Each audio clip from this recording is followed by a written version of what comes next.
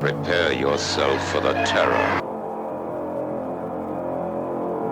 The prison of madness, where few enter and none return. Welcome to Unsung Horrors with Lance and Erica. Leave all your sanity behind. It can't help you now. Hello, and welcome to another episode of Unsung Horrors, the podcast where we discuss underseen horror films, specifically those with fewer than 1,000 views on Letterboxd. I'm Lance. And I'm Erica. And we're closing out No Rules November. But what's been happening this month? Have you seen anything this past month in November? Anything exciting, Erica? Yeah, few things. We haven't done this in a while, like our little sort of what we've been watching, like out in the theaters. Yeah. But a couple nights ago, John and I went to Weird Wednesday, and it was The Unholy Rollers, which neither of us had seen before. 35 millimeter print, very Sweet. Busted. There were lots of issues with... Did it shut down ever? Or no? Almost. Like there was like a few times where the scring went black and you could just hear the audio or something like. So I mean, it was a true experience. It was good. John really liked it. I thought it was okay. I think the main character played by Claudia Jennings, Karen, is pretty unlikable. So didn't do it for you. Didn't quite do it for me, but it was fun, and so that was good. And then John's actually. We have tickets for next week's Weird Wednesday, which is I Know Who Killed Me. It's that Lindsay Lohan weird movie. Oh, shit. Yeah. John's super excited about it. I'm like, whatever, I'll go. And it's a 35 millimeter print. It is? Because it's Wow. 2007. So it's like right at the end of that. So, That's next week? Yeah. So I'm curious I'm curious to hear how Laird's going to pitch that one before he plays it. So that's awesome. And then we're also going to do AFS today to go see Cooley High. So that should be fun. Cooley High's great. Yeah. I'm excited. Neither of us have seen it before either. So it's going to be a bunch of first time watches coming out for that. And then one movie I've seen many, many times. Yeah. But never this way before. And you were there too. Yes. Suspiria. Yeah. It was the 45th anniversary of Suspiria. And this was a special screening at the Paramount here in Austin. Well, it's a tour he's doing. It's a world tour, international tour. Claudio Simonetti is doing the original score live to a screening of Suspiria, which was amazing to watch. We saw Fabio Frizze do the Beyond Composer's Cut. Yes. Like 2019? 2019. I think just like right before all the good stuff, the shutdown happened. Yeah. But yeah, this Goblin performance... He and the band did the full live score along with the movie. And then afterwards did like the greatest of Goblin. Amazing set. And the band was amazing. I had a better time I think it was 2019 as well. He came through and they were doing Deep Red. That's right. Yeah. During Fantastic Fest. Right. And that was it. Come and Take It. And there were literally 20 people, I think, there. There was like folding chairs set up on the floor and they just played up there. And I was like, fuck yeah. Not that I'm not very happy for them. I'm glad that they sold out. It was a sold out show, which is crazy. Huge. But I waited too long to buy my tickets, so I had an obstructed view. And the lady next to me was, so before the show started, she's sitting there, she's like got her phone literally right next to her face watching TikTok videos. Oh. But then I was like, whatever. As soon as the thing starts, she'll put her phone down. I don't care. Which also, you texted during the movie, too. Shame on you. I know it wasn't Alamo. Okay, well, you just mentioned we've seen Suspiria many, many a time. I know. This isn't a new experience. It's the Paramount. To me, I felt like it was more of a concert. Yes. There was a lot of... I was with my brother, Cody. We got upgraded to the opera box seats. Fancy pants, I know. Which are awesome. I mean, I was a member when I bought the ticket. So they reached out and said, hey, we noticed you bought. We have these box seats open if you want them. And I'm like, yeah, hell yeah. Lucky. Yeah. We're drinking a lot. But yeah, as soon as Udo Kier popped up, I texted Erica and I was like, Udo, it's Udo, and little heart eyes emoji.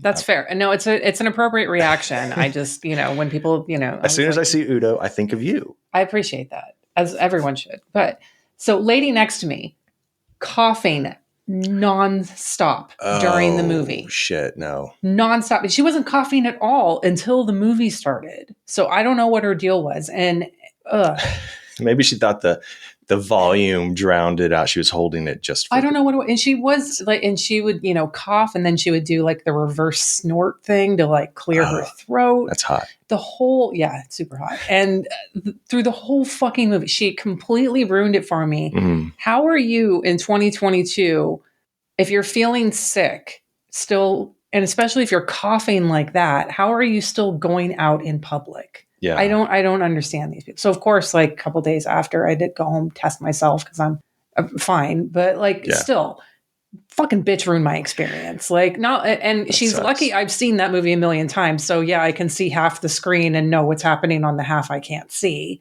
And I could see the stage fine, so I could see them playing.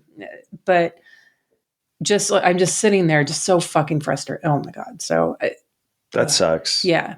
I mean, it was, like you said, I'm happy first off, I was very surprised they sold out Paramount. Same, yeah. I did not think that Goblin would sell out Paramount, which is like what maybe 1,200, 1,400 seats? I think so, yeah. Which, that's impressive for them. Yeah. But I would rather have seen it. Yeah. You saw it at Come and Take It? Or yeah, that would have been an amazing show. Yeah. I mean, it was like half the size that Frizzy's crowd was. Yeah. There was like nobody there at Parrish. That was crazy. I know. How dare you people? How you missed that? Anyway. It was shitty weather that night too, though, I remember. But I don't care. No, yeah. I was there. Yeah.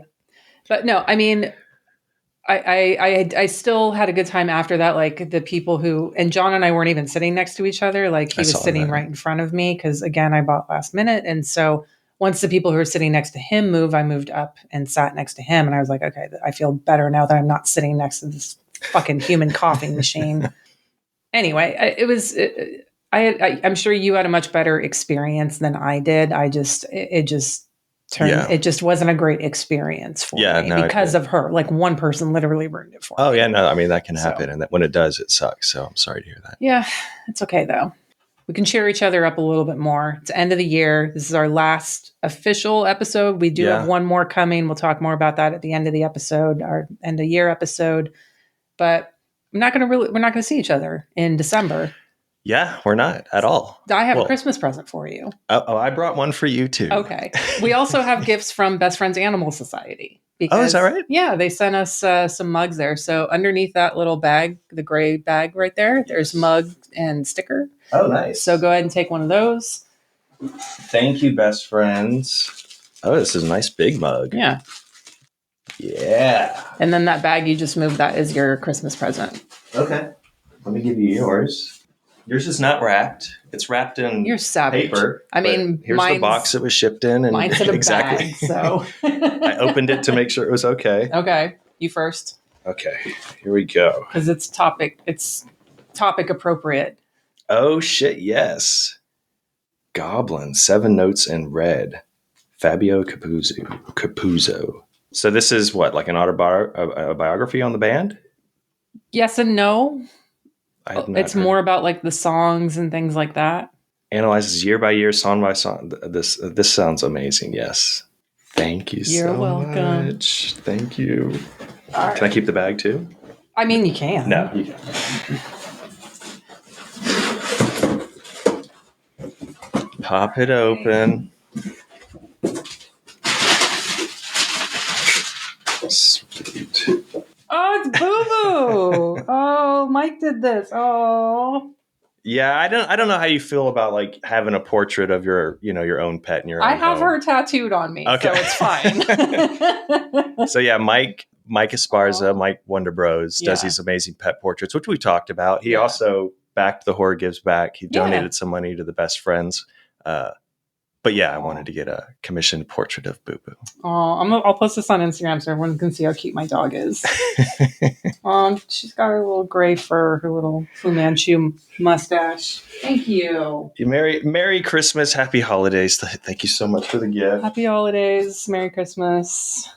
But let's talk about the true gift to us all, and that's Rosalba Neri. That is a gift to the world, a gift not everybody deserves. She's fantastic. So yeah, let's jump right into the movie. Yeah. My pick, it's the Italian Gothic horror, Lady Frankenstein from 1971. So this is No Rules November. I don't have to give any type of viewing stats, but it's streaming on Tubi. I think the Italian version's on Tubi with English subtitles. Well, actually, I think it's in Spanish. Oh, is it Spanish? Yeah, but it's fine. It worked. There's like so many versions out there, different runtimes. Yeah. There's English dubs. There's Italian. They're all on YouTube. Pick whichever one works best for you. Yeah. I picked up the Nucleus Region Lock Blu-ray, and it's gorgeous. It's restored. It has both the Italian and English versions. The full-length versions includes all the scenes that were deleted by Roger Corman, which he, God love him.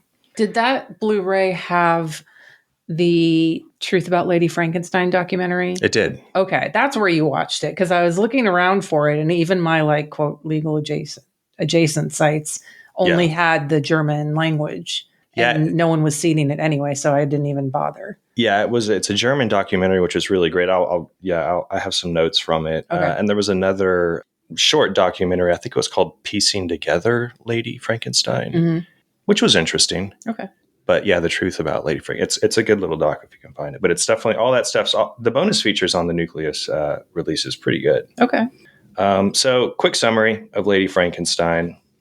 So we have a Baron Frankenstein who, along with his assistant, Charles Marshall, they're doing all sorts of Frankenstein stuff, paying off grave robbers to bring him dead bodies so that he can reanimate a corpse, wants to give life to the dead. We all know Frankenstein's story.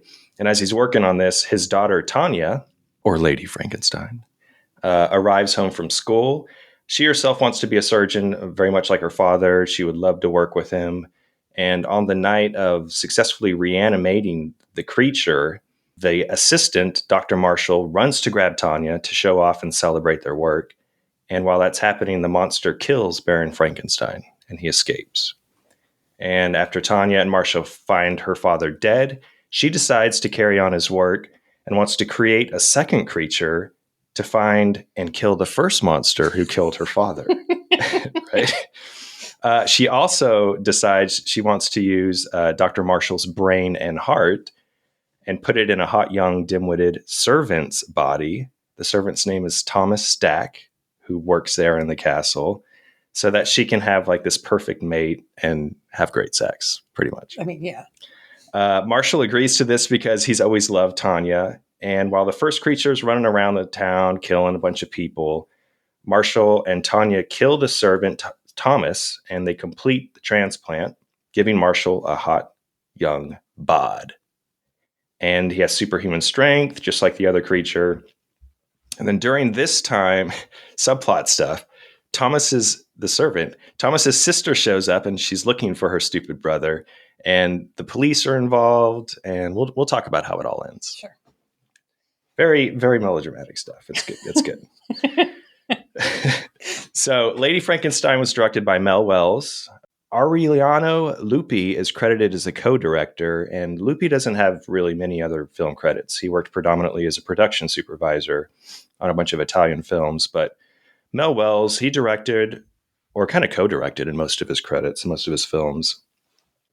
A handful of other films, mostly like these unknown action thrillers. The Last Mercenary, Our Man in Jamaica, Joyride to Nowhere from 1977. His only other horror film is a movie he also wrote called Man-Eater of Hydra from 1967. It's also known as Island of the Doomed. I watched this on YouTube, and it was just okay. Okay. It feels completely inspired by Little Shop of Horrors, which he starred in. That makes sense. Wells. Cameron Mitchell stars, though. Oh. He plays this baron who crossbreeds these plants to become cannibalistic plants. Okay. And he lives on a remote island. These vacationers go there, and they all start getting killed off by these plants. But unlike Little Shop of Horrors, it tends to focus more on horror than humor. Okay. And it just doesn't work with the subject matter and the way the characters are kind of written. It had some cool effects. Like at the end, the jungle comes alive and starts killing one of the characters. But most of the kills are off screen. It's just not very effective. It's pretty boring. It does have a great final shot, though. So short runtime. You guys can check it out if you want to watch another Mel Wells horror, his only other horror. Or if you're looking for plant horror. Yeah, or plant horror. Maybe for like a Horror Gives Back, we'll do plants, killer plants. That's boring. Yeah. There's like 2 movies. There's plenty, but they're not very good. Yeah. The Ruins is good. It's fun. It's okay. Day of the Triffids is one of my favorites. But yeah, Mel Wells, he's probably most well known as being like a cult film actor, particularly in Roger Corman productions.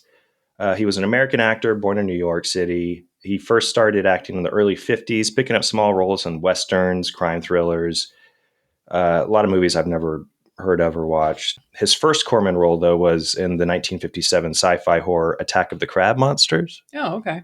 Which Corman directed. And then this established a working relationship between Wells and Corman.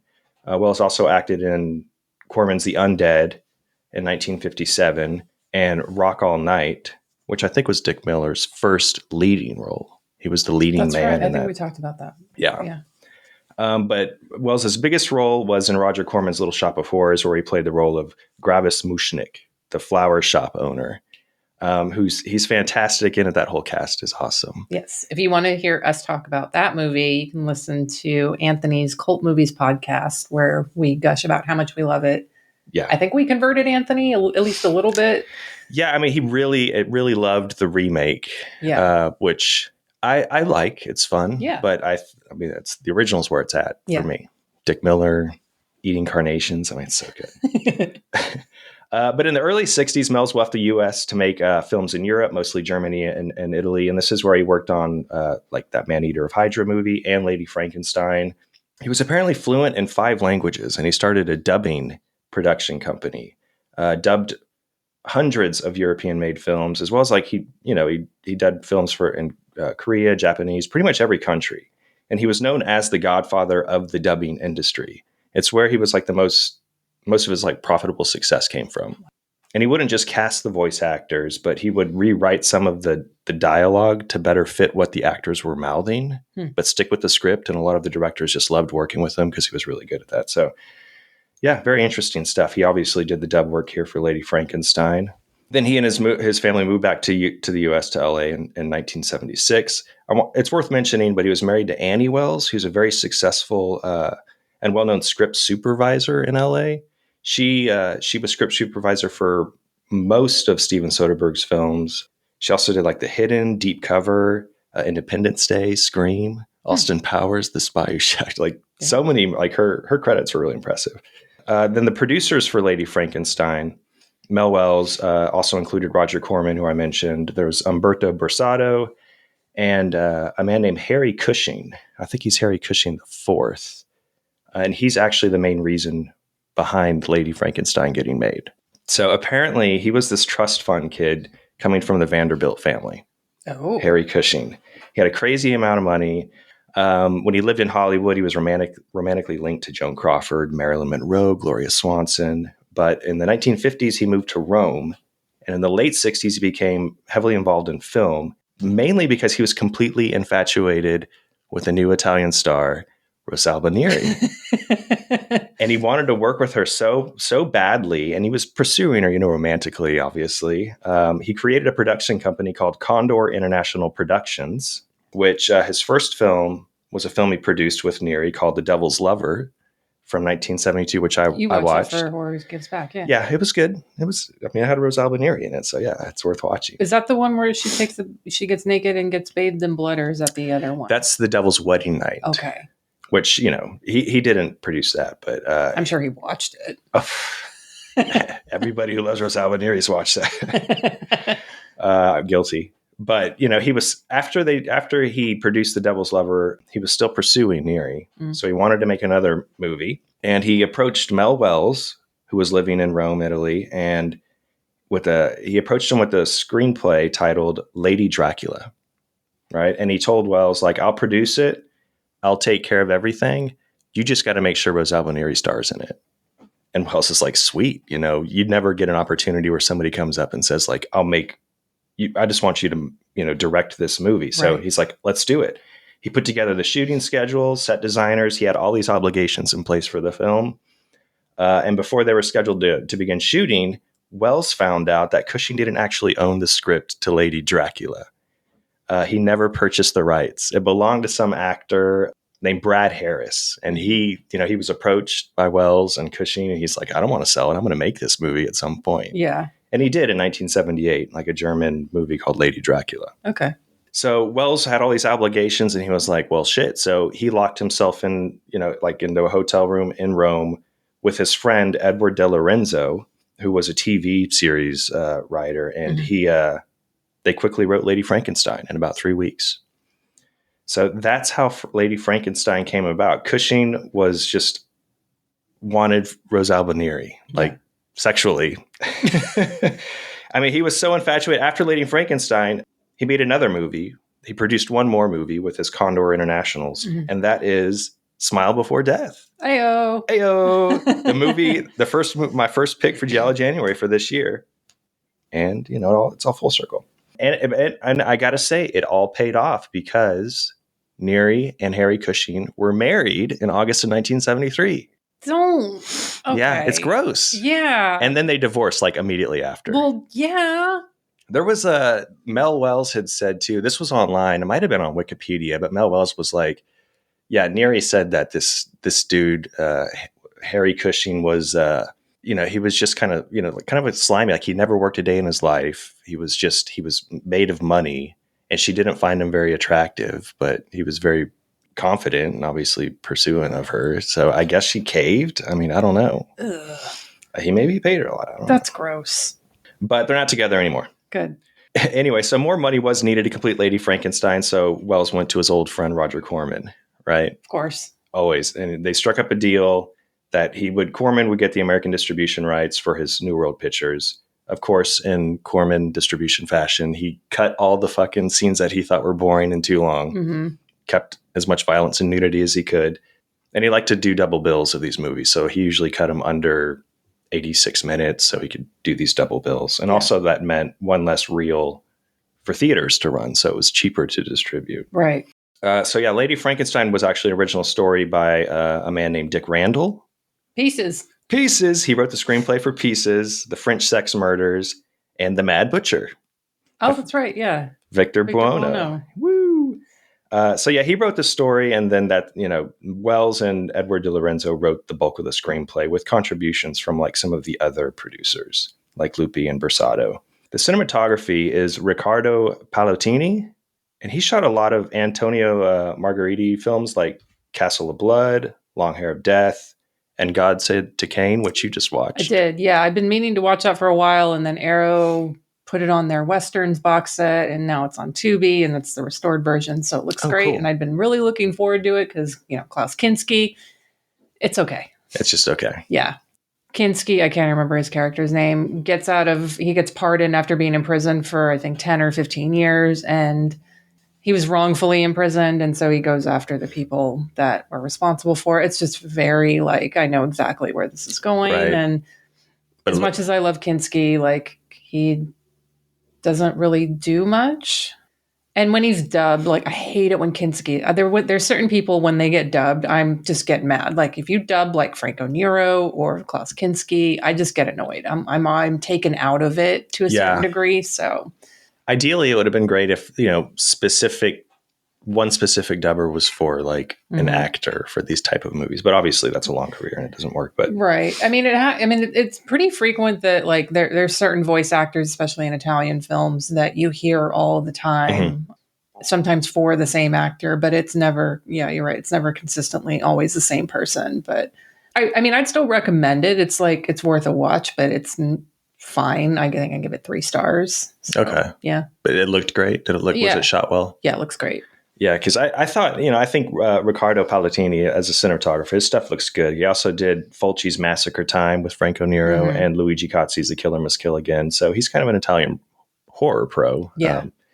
But yeah, I do want to check out And God Said to Cain. I like a good, okay Western. Okay, the original score is Alessandro Alessandroni, which is another great name. He scored Killer Nun, The Devil's Nightmare, Enzo Castellari's Any Gun Can Play. And lastly, the special effects, the crew. This is my last crew member. I don't know if you have anybody else you want to talk about. Carlo Rambaldi. Hell yeah. So he's one of our favorites. So at the time, 1971, for Lady Frankenstein, he was mainly focusing just as an artist, as doing his own art. He had worked on a few films prior, but in Lady Frankenstein, he took care and he handled not only like Frankenstein's makeup, the creature's makeup, but he did the fake bats. Yes. Which I know you love always. Fake he did bats. the fake bats in that movie I watched for Horror Gives Back, the Nightwing. Yeah, that's on. Yeah, because it looked like the cover of the Night Flyer. Yeah. I think it is Nightwing, but yeah, that maybe there he those are leftover fake bats. That's what they have to be, because he also did the fake bats, or the same bats that I heard in an interview on the bonus stuff from Fulci's Lizard in a Woman's Skin. Okay, and he also used them in Paul Morrissey's Andy Warhol Flesh for Frankenstein. Okay. I like him. He's repurposing the fake bats. Yeah. When you got good bats and you have it down, you keep them in a safe box and you keep them locked away for reuse. Oh my God. If anyone out there has a line on Carlo Rambaldi fake bats, if they're not deteriorated by now, let me know. I'm all about that. I can, because John's like, what to give you for Christmas? And I'm like, give me a fucking fake bat from Carlo Rambaldi. You have one. You have one on your shelf. Yeah, your but those are like shelf. rubber fake bats I got from Spirit Halloween. They're amazing, though. They are great. I love them. But yes, speaking of Flesh for Frankenstein, where he did the bats, he also did all the makeup and all this and the special effects for that movie as well. That movie was a lot of the costumes, the location, the filming location that's in Lady Frankenstein, the sets. Those are all also reused in Paul Morrissey's Flesh for Frankenstein. Yeah, so that's my last crew. The cast, I mean, I don't think we need to spend too much time on Rosalba Neri. We can. You can never not spend enough time on all my time on her. Yes, please.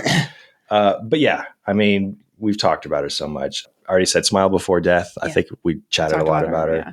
If you haven't listened to that episode, check it out. It's badass. And Arrow has a release of that now. Yes. I mean, it's a great cast. Obviously, Neri Silvano Tranquilli's in it. Good stuff. But she's obviously very beautiful, amazing in everything she's in. She usually plays these passionate, erotic characters. Just to list some of her movies real quick. Amok. With Barbara Boucher. Another Silvio Amadio, who did Smile Before Death film. Slaughter Hotel, Hercules and the Haunted World, Mario Bava's, Jess Franco's 99 Women, Castle of Fu Manchu. She was in Big Guns, which I loved. One of my favorite watches this year. And she did a ton of spaghetti westerns in the late 60s and 70s. So everybody knows who Rosalba Neri is. She retired from acting at 37, which I don't think I've read about. Maybe I talked about that. She acted in her last film in 1976. She did like an Italian miniseries in 1985, but she's just like living her best life right now in her 80s and looking hot. She's waiting for Lance to come sweep her off her feet. Yeah, I guess I need to produce 3 of her movies. Ew. No, I know it's terrible to say. Okay, so Neri's father in this, Baron Frankenstein, is played by the American actor Joseph Cotten. This is slumming it a little bit here. Yeah, I mean, he's not in the film for very long. Yeah. First off, I mean, his scenes are few and they're pretty short. And apparently the reason for this is the film's budget. He probably cost quite a bit. Yeah. The budget is said to be about $200,000 to make this film. So apparently due to cost, his part was rewritten so his character's death would take place earlier in the film than what the script originally had. But yeah, I see what you say that he was kind of slum. I mean, Cotten, he's well known for his noir thriller films from like the 40s and 50s. Citizen Kane, Touch of Evil, another Orson Welles. He was the lead in The Third Man, Hitchcock's Shadow of a Doubt. He was in Gaslight with Ingrid Bergman. I mean, his favorite role of mine personally was him as a racist Confederate officer in Sergio Corbucci's The Hellbenders. Yes, I love that one. There's this other movie, early 1950s, called The Blueprint for Murder. And it's basically about his sister-in-law poisoning a little girl, which happens at the very beginning. It happens off screen, but she does die.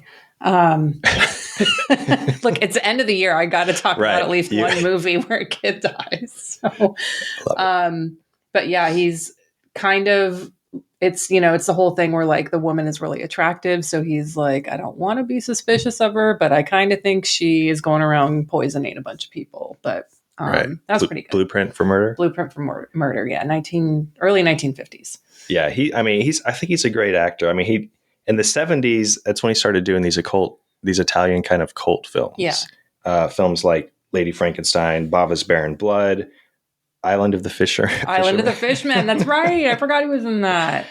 He was in The Abominable Dr. Phibes in 1971, which he was very good friends with Vincent Price, apparently. And Price was actually the one who told him to get into horror film.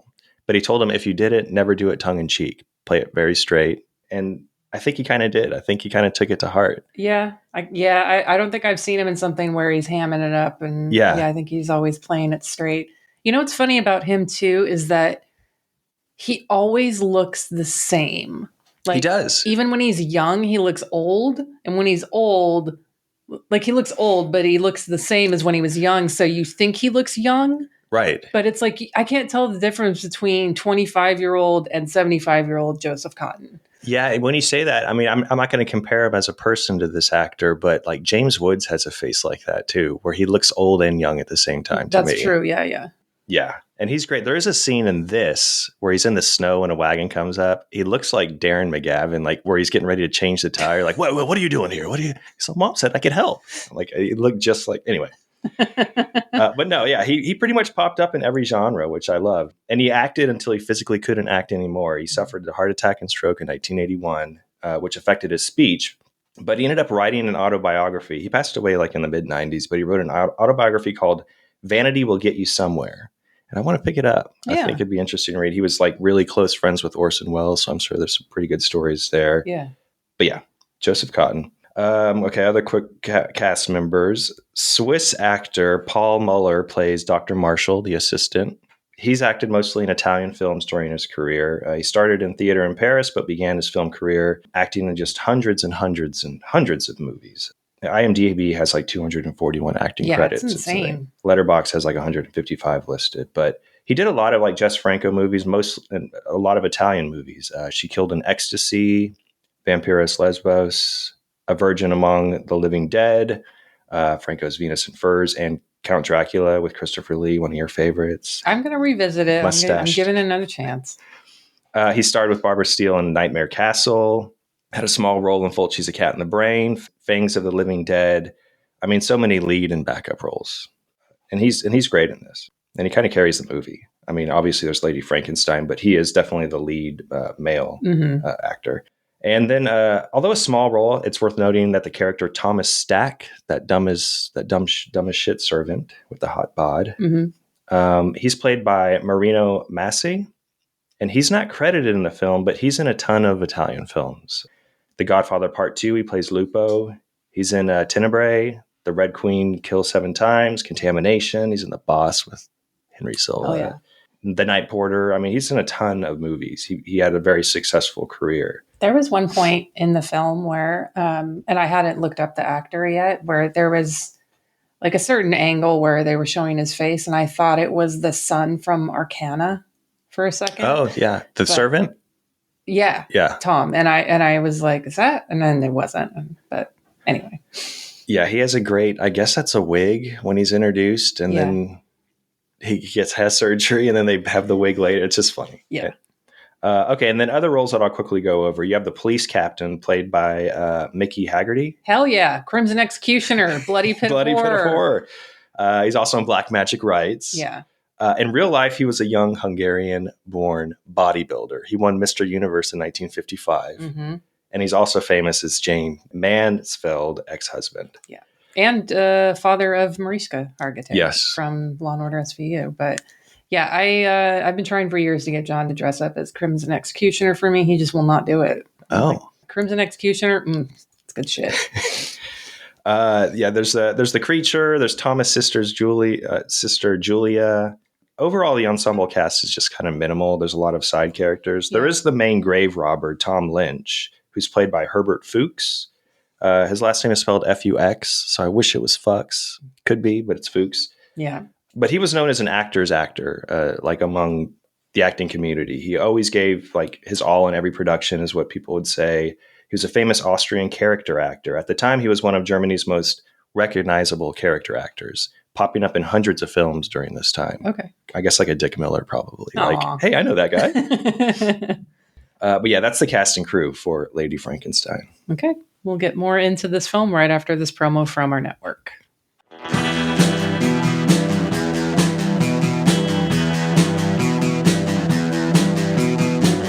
You're listening to the Prescribed Films Podcast Network, home to hundreds of hours of free podcast entertainment. The shows on this network all have a common goal, providing you with the best discussions about movies and other forms of entertainment media. The PFPN hopes to fill your earholes with audio joy. Visit our website with links to all the other amazing shows at www.thepfpn.com. Thanks for listening.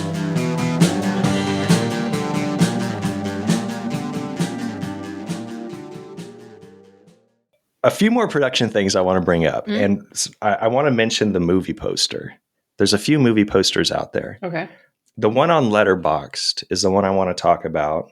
It's probably on most sites, but if you look closely, the creature, you have Lady Frankenstein that's standing over the creature who has like his private areas is draped with a sheet. And if you look closely, there's a huge dick under that sheet.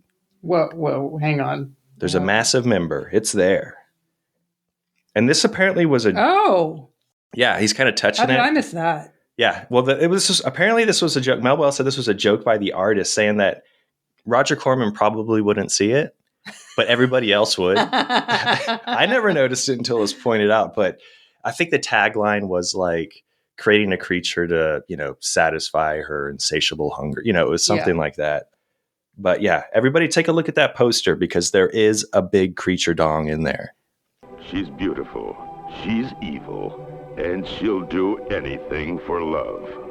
She creates a new, more terrifying monster, and only the monster she creates can satisfy her strange desires.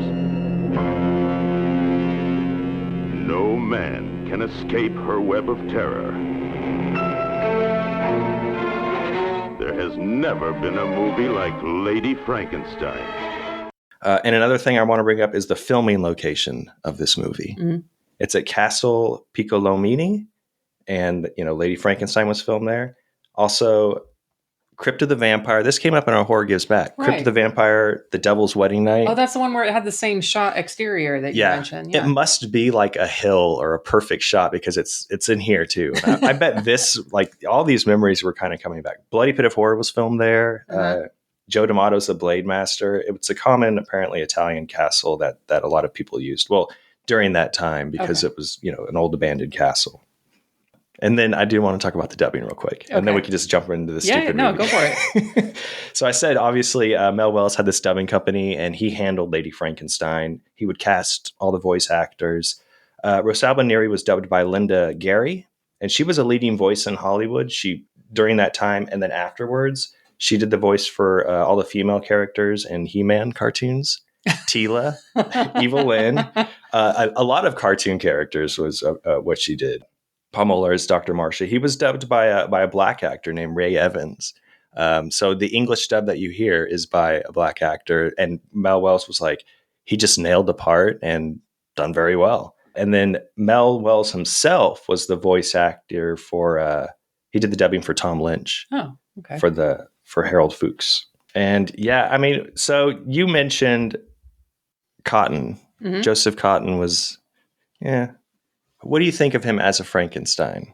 I can't Didn't work for you? No. And you know what though? I feel like there's some bias coming into that though, because I'm not saying like he necessarily did a bad job with it by any means, but if you grow up with, Colin Clive or Peter Cushing, and that's your Frankenstein. Right. Anyone else that kind of comes in, like even the one I mentioned, we keep referring back to Horror Gives Back, but there's a lot of connections. The version of Frankenstein that I watched, I don't even remember who the actor was. I mean, It was also some random Swedish person, not someone like that I know, like Joseph Cotton. Right.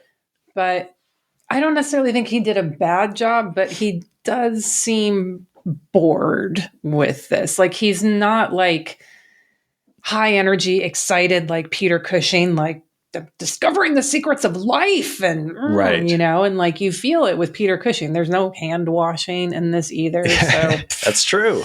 There is not. So yeah, he's fine. He's very subdued.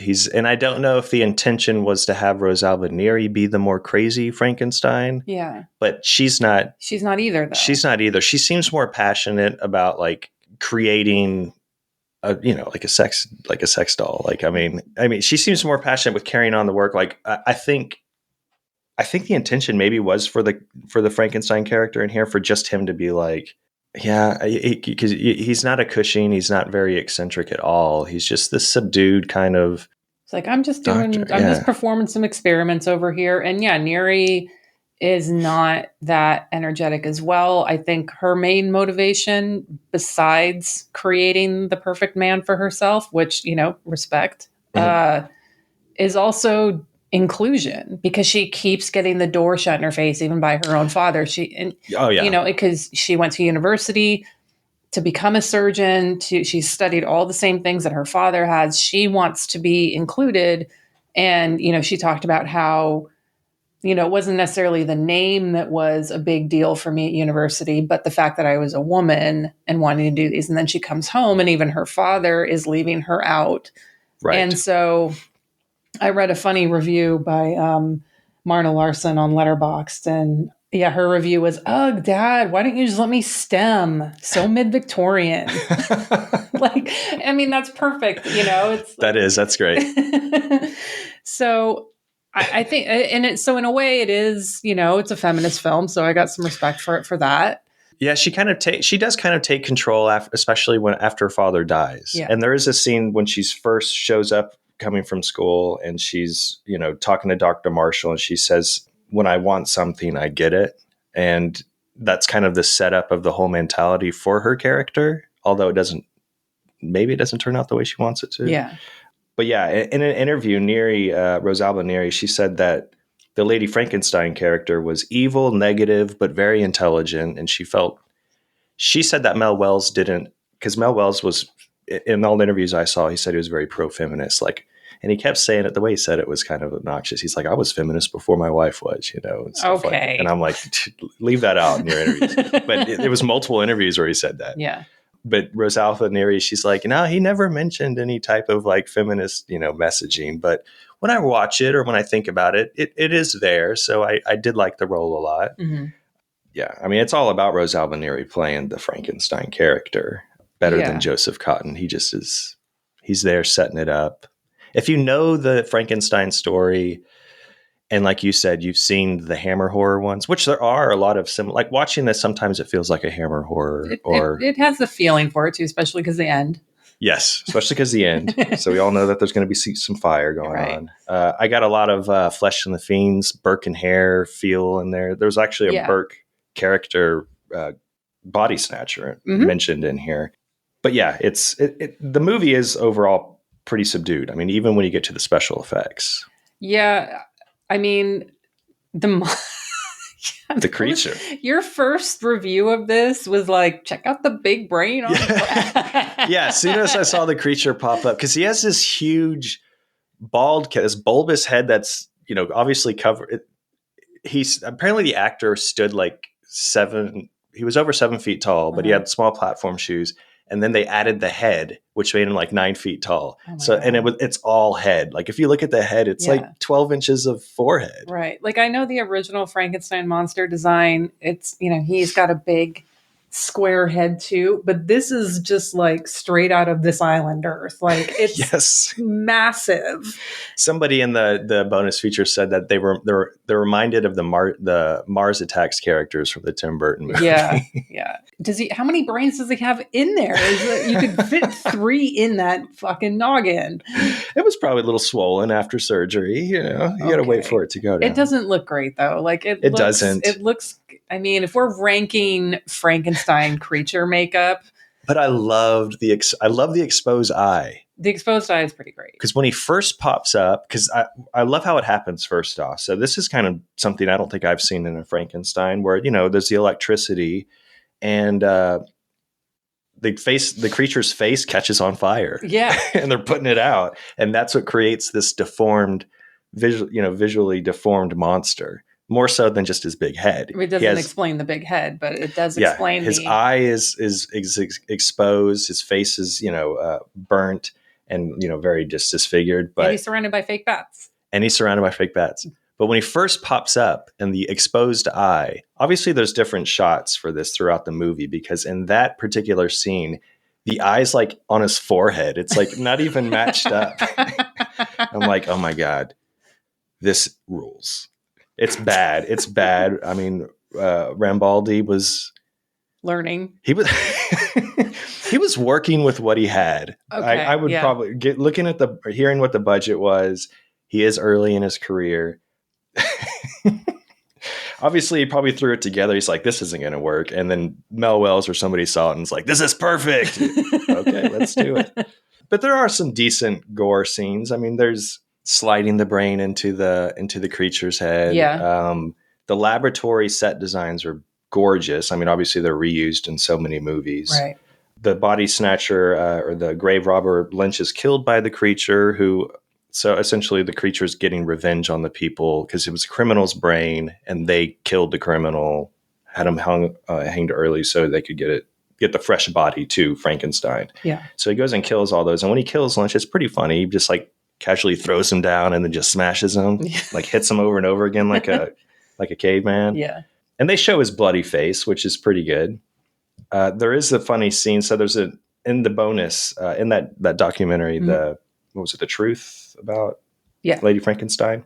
Herbert Fuchs, who plays Lynch, they interviewed him a lot. Very funny man. They interview him and they watch his reaction watching Lady Frankenstein for the first time. Like he's never watched his own movies. Okay. And he's watching it and he's like, he loved the dubbing. He's all, that's the director. He's like, thank you so much, Mel Wells. The dubbing is great. Like, I love it. He was impressed with like the sex scenes and stuff. But during his death scene, they showed him, the creature casually breaks in while he's having sex with like a prostitute and he just throws him down, remember? Yeah. And he's like, is that it? Is that how I die? And then they show his face. He's all, okay, yeah. And then he's like, wait, you should have stayed on that smashed face a little longer. He's like, I can't believe that was it. Like, that's how I die. It was really funny to watch him play. But that short character, that small role that he plays is great because that Lynch character is such an asshole. Like he's kind of taking control of the situation. Yeah. So the effects are okay. The gore is okay. Joseph Cotten as Frankenstein's okay. What do you love about this? I mean, the pacing, it could be boring. It could be a boring movie. Yeah. I mean, Captain Harris. What do I love about this movie? Oh, geez. Fake bats. I love Rosalba Neri.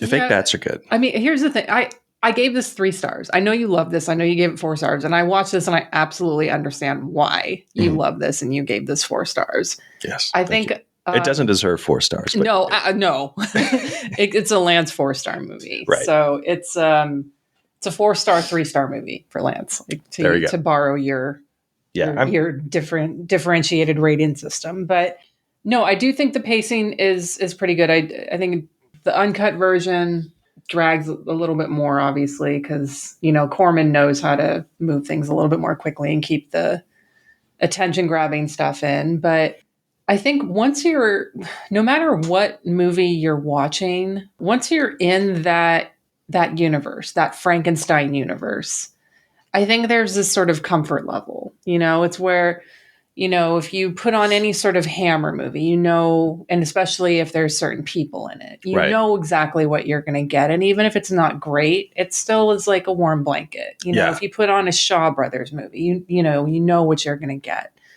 Except if it's a Shaw Brothers horror movie, because you never know what you're going to get. Right. But I mean, you'll probably get necrophilia though. Fingers crossed. So I honestly, I don't love the movie. I like it. I appreciate it. It's one of those comfort movies where I'm like, yeah, it checks all the boxes that I want in a Frankenstein movie. And plus Rosalba Neri, she gets naked and even more bonus. Yeah, she does get naked. I'm a little annoyed because the monster let the kid live in this. So Yeah, that kid was actually Mel Wells' son, by the way. Really? So Okay. that's probably why he didn't want to see his son killed. What? It's a movie. God, people get so fucking upset about kids dying in movies. Get over it. Yeah, no, obviously I love it. I mean, I think it's great. I agree with everything you said. It does have that atmosphere where from the first shot, you're kind of settling in, and it's a comfort movie. Yeah. And when you do have Razab Neri and Joseph Cotton and recognizable actors, that does help.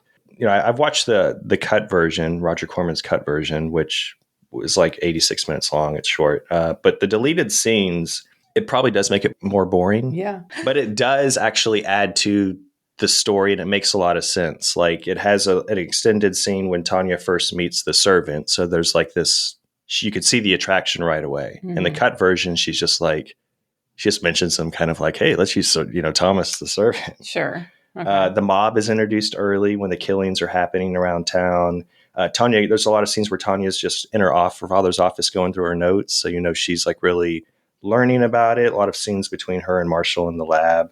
Yeah, it establishes the story more. Obviously I don't think it's necessary. I think Roger Corman knows exactly what he's doing. Mm-hmm. He did cut some of the sex scenes a little short. When they kill Thomas and she's having an orgasm on his dead body, and she's like biting her wrist and stuff. Mm-hmm. That's a little longer in the uncut version, which I recommend you guys watching that scene. The end. So let's talk about the end, but the end sex scene is a tiny bit longer as well. Okay. What do you think about that odd, abrupt ending? I love endings like that. Yeah. Like, I love it. Shaw Brothers movies do that all the time. Hammer horror movie. Like, as soon as the fire starts, you're like, you can like start your stopwatch and know that before it gets to 1 minute, the movie's going to end. Yes. So I love it when movies end like that. What's your interpretation of the ending, though? So at the end, it's, the whole castle and the laboratory is set on fire, and Neri is finally having sex with her creature. Yeah. And, obviously it's what's his name? Marshall's brain and heart and his whole soul is in Thomas the servant's hot body, and they're having sex. Yes. And he reaches down and starts choking her. Yes. And the camera kind of pans out, and that's the end. Yes. So there's a lot to interpret. Like, there could be different interpretations. Mm-hmm. Like, it could be, did Thomas's like body somehow take control and is getting revenge on his murderer?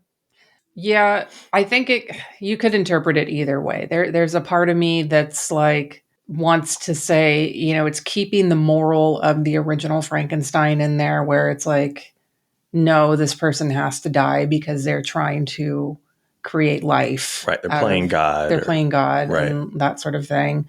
But, why it happened that way is sort of unclear and up in the air. It's like, well, but he's in love with her, so why would?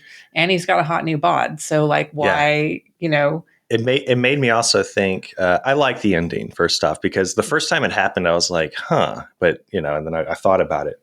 It could have been because Marshall. I don't think they had sex at that point, right? And he was like, he'd been lusting after Tanya for a long time, and he's like, oh man, I'm going to give it to her. Like, this is it. Yeah, I got this hot body.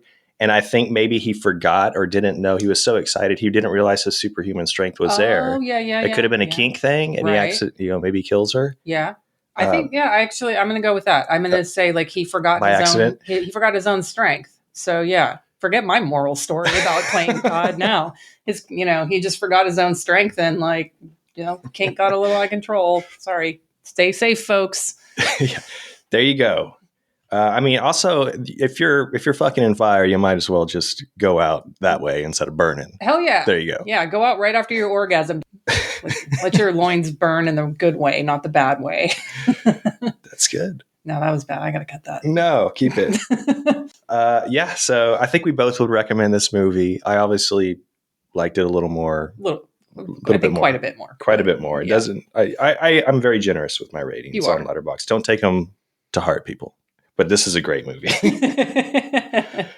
What would pair well with Lady Frankenstein for you? Double feature pick. Yeah, I think you could go with there's a lot of Hammer movies you could put with this that would, feel at home together in this. But I'm going to go with more of a Offspring type double feature. I couldn't come up with a clever name for my double feature, so I'm just going to say it. It's Dracula's Daughter from 1936, directed by Lambert Hillier, starring the gorgeous and wonderful Gloria Holden as Dracula's daughter. And basically, she is the countess, and she is seeking a psychiatrist's help to cure her vampiric cravings. So unlike Lady Frankenstein, who wants to follow in her father's footsteps, Dracula's daughter does not, but very different mood, very, much more like dark, 30s Gothic, that type of horror, as opposed to this kind. But Right. I think they, I like the idea of like, let's see what the next generation's got going on. I like it.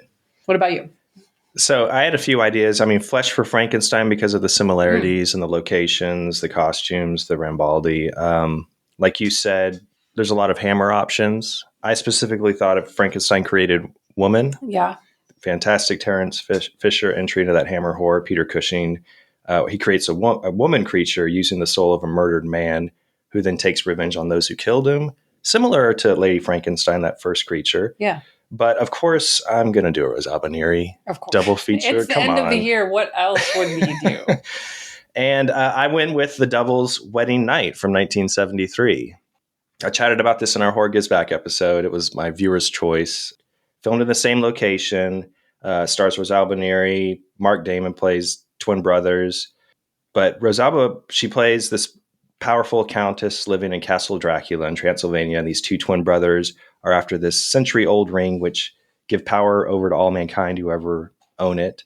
And they want the ring for different reasons. One is turned into a vampire while at the castle. Of course, Neri, as the evil countess, is very evil and sexy. And watching these together is just what you need. And it's basically Rosalba Neri playing that Lady Dracula role that Cushing wanted her to play so bad. Yeah. That producer wanted her to play. So it works. It's kind of like the original role she was supposed to have when making this Lady Frankenstein movie. So that one's on YouTube. But yeah, The Devil's Wedding Night, 1973 with Lady Frankenstein. Yeah, I got to watch that one because I wanted to see her naked getting covered blood in blood poured on. I mean, it's very like it's almost impossible to pick like what's the best looking Rosalba Neri, like in her movies, and she acted for such a short period of time, till, she retired at a young age that the answer's like all of them. Yeah. Can't go wrong. And Lady Frankenstein, she is gorgeous, but yeah, I mean, it's The Devil's Wedding Night too. So, but yeah, that's our last movie for 2022. Yeah, it is. It's not our last episode, though. Right. We are going to have an end-of-year episode coming in a few weeks. Tentatively, I've got it scheduled to come out on the 21st. So I think like 3 weeks from this episode. So we're going to do the same thing as last year. We're going to do our end-of-year episode. We're going to have Anthony and Lindsay back, who were our guests last year. We're going to talk about our Letterboxd stats briefly, our most watched actors and directors, and then get into our top 5 new to me movies for the year. So our discoveries or whatever you want to call them. So no 2022 releases. Shout out to RRR. You would have made it if I was doing that. But have you watched that yet? I haven't watched it yet. It's so good. I know. I need to watch it. So yeah, this is our last regular episode. We'll have our end of year episode. And then January 4th, we'll be back for Giallo January. Yes. That's going to be my pick to kick it off. And we're going to be doing a little interesting Giallo for that. It's not my original one that I had planned because the bootleg copy that I have of it is bad. And also it's not readily available for anyone to watch anywhere. And I don't want to pick something that people can't find easily. So I did change it recently. We are going to be doing A Dragonfly for Each Corpse from 1975, starring Paul Naschy and Erica Blanc. Nice. This is directed by frequent Naschy collaborator Leon Klimovsky. And in it, Naschy is playing a police detective investigating a series of murders, mostly of, the undesirable prostitutes, drug dealers, drug users, people like that. Each of the victims has a decorative dragonfly placed on their body. Erica Blanc plays his wife, who tries to help him solve the case, and she spends most of the second half of the film naked. Great pick. So this has 643 views on Letterboxd as of this recording. It is currently streaming on Tubi, And it is also in the Paul Naschy Volume 2 collection from Shout Factory, if anybody has that. Nice. It has a commentary from Troy Howarth on there, so I'm going to be rewatching it with that before we record that. And since we're going to be off for most of December, just a few other quick announcements. I did post this on Twitter, but I know not everyone is on there. I'm not sure how long I'll be on Twitter anymore, or even if Unsung Horrors will be on there for much longer, just given the state of what's happening over there right now. So I did just want to encourage folks that if you're not already, you can follow this podcast on either Instagram or Facebook. We're most active on Instagram anyway. Facebook will usually just post when there's new episodes or big announcements. Both of us are on Letterboxd and on Instagram, so you can follow both of us there. Lance is El Shaibi. I'm at Hex Massacre there.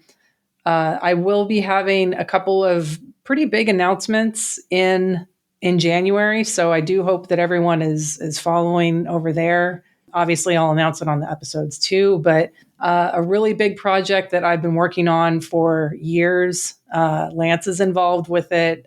Some past guests that we've had on the show are also involved with it. I'm really excited about it. I hope it's not going to be for everyone, but it's for every one of you that are listening right now. Yeah, that's what I'm going to say. I'm excited for this. On top of that, I also have an essay coming out in an upcoming release from Vinegar Syndrome. Yes. And so I'll have an announcement about that as soon as that gets officially announced. I'm not allowed to say anything about it yet. So if you're not, please follow on those, or, just keep listening. You'll be able to stay up to date with that. Also in January, I'll be appearing on the Disconnected YouTube channel to chat with Ryan for a bit. At that point, I will be able to talk about what those announcements are as well. Sweet. So yeah, a lot of stuff coming up. So I just wanted to get all that out of the way, just in case something happens between now and the end of the year on Twitter. Yeah.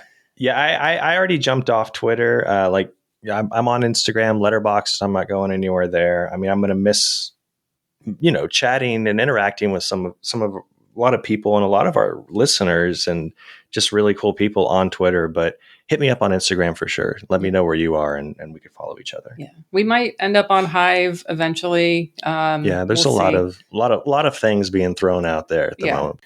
So that's what's happening. I think that brings us all sort of up to date on everything. We might potentially have a guest for the Dragonfly for H Corpse episode, not confirmed yet. So you'll find out when the episode comes out, I guess. So,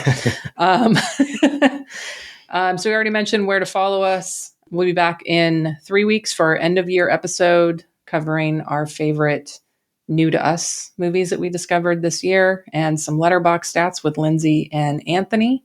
And other than that, thanks for listening, y'all. Bye. Bye.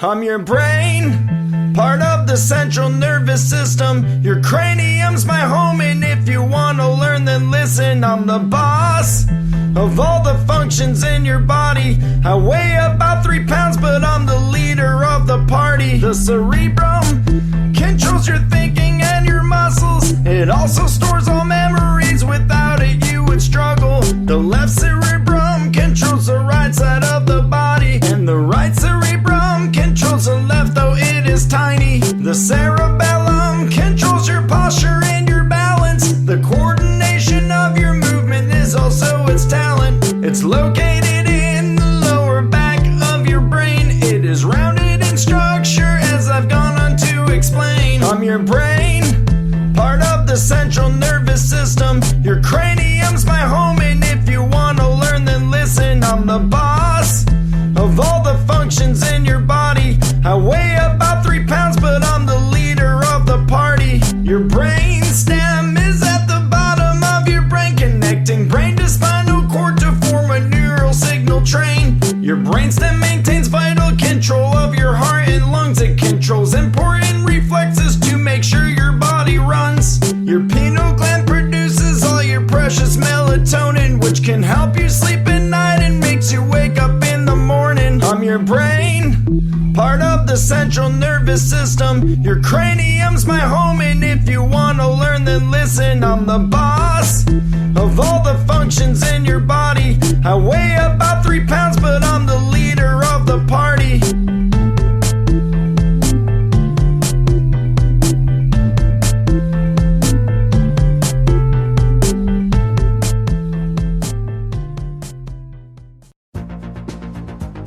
Hey, it's Death by Video. I'm Phil. I'm Kit. And I'm Graham saying welcome to our podcast full of merry movie mayhem. Ever wonder what an Irish kung fu movie would look like? It's called Fatal Deviation, and we covered it. Ever wonder what a movie about 1,000 cats would look like? It's called Night of 1,000 Cats, and we covered it. And it stars Hugo Stiglitz. Listen to Death by Video to hear us discuss and dissect some of the weirdest, wildest, and wackiest films ever made. All this and more on Death by Video! Woo!